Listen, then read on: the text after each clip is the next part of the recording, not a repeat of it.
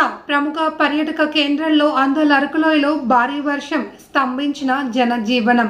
ప్రముఖ పర్యాటక కేంద్రమైన ఆంధ్ర ఊటీ అరకులోయ పట్టణంతో పాటు పరిసర ప్రాంతాలలో మంగళవారం మధ్యాహ్నం కుండపోత వర్షం కురిసింది.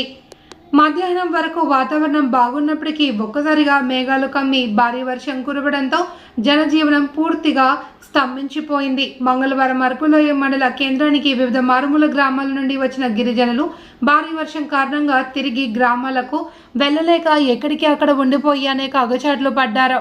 మధ్యాహ్నం 2 గంటలకు ప్రారంభమైన వర్షం సాయంత్రం 4 గంటల వరకు కురుస్తూ ఉండడంతో ప్రజలు తాము ఉన్న చోటే 2 గంటల పాటు ఉండిపోయి ఇబ్బందులు ఎదుర్కొన్నారు.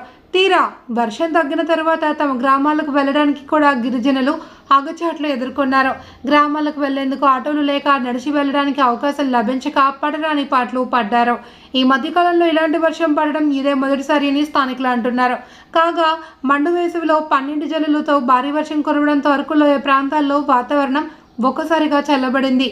ఇదిలా ఉండగా మైదాన ప్రాంతాల్లో ఎండలకు విసిగిపోయి చల్లని ప్రాంతమైన అరకులోయ పర్యాటక కేంద్రంలో సేరతీరుదామని వచ్చిన వివిధ ప్రాంతాల పర్యాటకులు మంగళవారం మధ్యాహ్నం కురిసిన భారీ వర్షానికి ఆహ్లాద భరితులయ్యారు. ఆంధ్ర ఊటీ పేరు సార్థకం చేసే విధంగా ఇక్కడి వాతావరణం ఉంది అని, వేసవి కాలంలో కూడా ఇంత చల్లగా ఉండడం ఎంతో ఆనందానికి గురి చేసింది అని, తాము ఇక్కడ మరో 2 రోజులు ఇక్కడే ఉండాలి అనిపిస్తుంది అని వివిధ ప్రాంతాలకు చెందిన పర్యాటకులు చెప్పుకుంటున్నారు.